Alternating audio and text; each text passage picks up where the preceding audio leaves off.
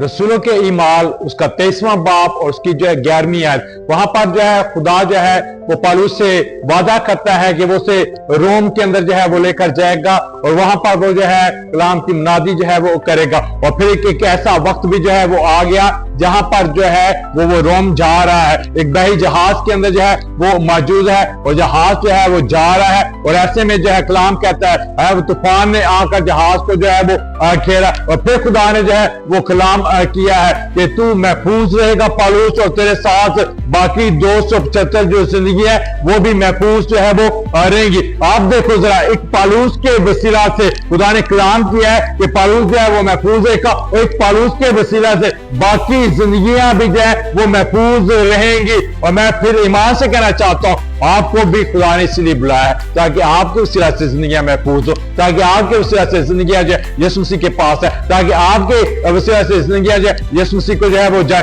ताकि आपके वसीला से जिंदगियां जो है वो बच जाए। एक पौलुस के वसीला से जो है देखो बेशुमार जिंदगियां जो है वो महफूज नहीं है, उन्हें मौत नहीं आई उस वक्त। इसी तरह खुदा आपके वसीला से जो है वो चाहता है कि आपके वसीला से जिंदगियां बदलें, यीशु मसीह के नाम को जाने, यीशु मसीह की तरफ जो है गामजन जो है वो हो, और कोई एक भी जो है वो मरने ना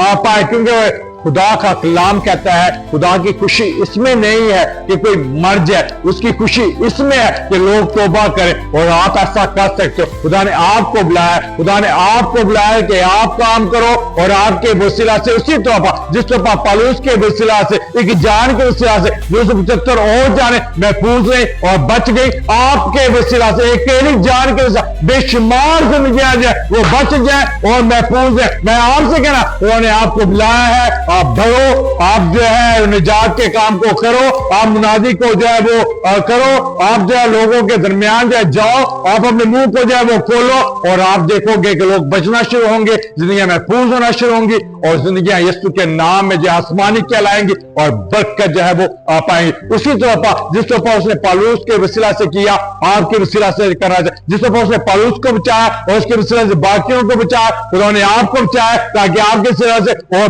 बेशुमार जिंदगियों को बचा ले, यीशु के नाम में आमीन।